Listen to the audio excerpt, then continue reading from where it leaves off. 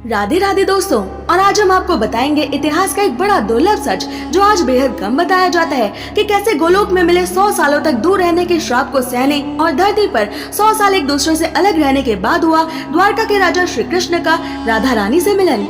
दोस्तों, श्रीमद् भागवत पुराण के दशम स्कंद में भगवान श्री कृष्ण और बलराम जी का गोपियों से मिलने का पूरा वर्णन आता है। श्री सुखदेव जी परीक्षित महाराज को बताते हैं कि एक बार जब श्री कृष्ण और बलराम जी द्वारका में थे तो सर्वग्रास सूर्य ग्रहण लगा, जैसा कि प्रलय के समय लगा करता है। परीक्षित, मनुष्यों को ज्योतिषियों के द्वारा इस ग्रहण के बारे में पहले ही पता चल गया था, इसलिए सब लोग अपने अपने कल्याण हेतु पुण्य आदि करने हेतु समंत पंचक तीर्थ कुरुक्षेत्र में आए। इस महान तीर्थ यात्रा के अवसर पर भारतवर्ष के सभी प्रांतों की जनता कुरुक्षेत्र में आई थी। उनमें अक्रूर, वसुदेव, उग्रसेन आदि तथा गदा, प्रद्युम्न, साम आदि अन्य यदुवंशी सभी अपने अपने पापों का नाश करने हेतु कुरुक्षेत्र आए थे, जबकि प्रद्युम्न के पुत्र अनिरुद्ध और यदुवंशी सेनापति कृतवर्मा नगर की रक्षा हेतु द्वारका में रह गए थे।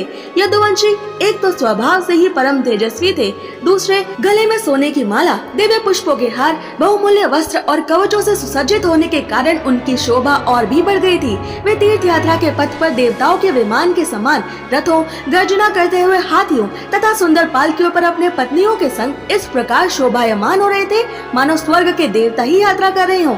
यदुवंशियों ने कुरुक्षेत्र में पहुंचकर स्नान किया और ग्रहण में निश्चित काल तक उपवास और गौदान किया। जब नंद बाबा को पता चला कि श्री कृष्ण आदि यदुवंशी कुरुक्षेत्र में आए हुए हैं, तब वे पूरे ब्रज संग श्री कृष्ण बलराम आदि से मिलने आए। श्री कृष्ण बलराम जी ने नंद यशोदा जी को भरी आंखों से प्रणाम किया। वे कुछ भी बोल न सके। नंद यशोदा जी ने अपने दोनों वीर पुत्रों को अपने गोद में बिठाकर उनका आलिंगन किया। श्री सुखदेव जी कहते हैं, परीक्षित, प्रेम की मूर्ति गोपियों को आज बहुत दिनों के बाद श्री कृष्ण चंद्र का दर्शन हुआ। इन्हीं में श्री राधा भी थी, जिनका स्पष्ट रूप से भागवत में नाम नहीं आया है। गोपियों ने नेत्रों के रास से अपने प्रियतम श्री कृष्ण को हृदय में ले जाकर आलिंगन किया और मन ही मन आलिंगन करते करते तन्मय हो गई।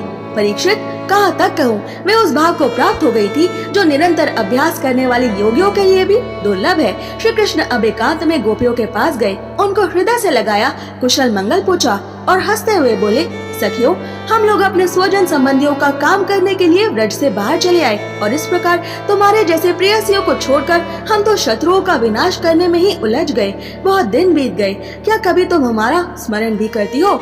मेरी प्यारी सखियों, कहीं तुम लोगों के मन में यह आशंका तो नहीं हो गई कि मैं अकृतज्ञ हूँ और ऐसा सोचकर तुम हमें बुरा तो नहीं मानने लगी हो? निसंदेह भगवान ही प्राणियों के संयोग और वियोग के कारण है सखियों। ये बड़े सौभाग्य की बात है कि तुम सब लोगों को मेरा वो प्रेम प्राप्त हो चुका है जो मेरी ही प्राप्ति कराने वाला है। ये प्रेम आत्मा को अमृतत्व देता है, क्योंकि सृष्टि के हर पदार्थ में मैं ही मैं हूँ। भगवान श्री कृष्ण ने इस प्रकार आज गोपियों को अध्यात्म ज्ञान की शिक्षा से शिक्षित किया। उसी उपदेश के बार बार स्मरण से गोपियों का जीव कोश नष्ट हो गया और वे भगवान से एक हो गई। भगवान को ही सदा सर्वदा के लिए वो प्राप्त हो गई। उन्होंने कहा, हे कमलनाथ, जो लोग संसार के कुएं में गिरे हुए हैं, उन्हें उससे निकलने के लिए आपके चरण कमल ही एकमात्र रास्ता दिखाई देते हैं। प्रभु, आप ऐसी कृपा करें कि आपके चरण घर गृहस्थी के काम करते रहने पर भी सदा हमारे दिल में विराजमान रहे। हम एक क्षण के लिए भी उसे न भूलें।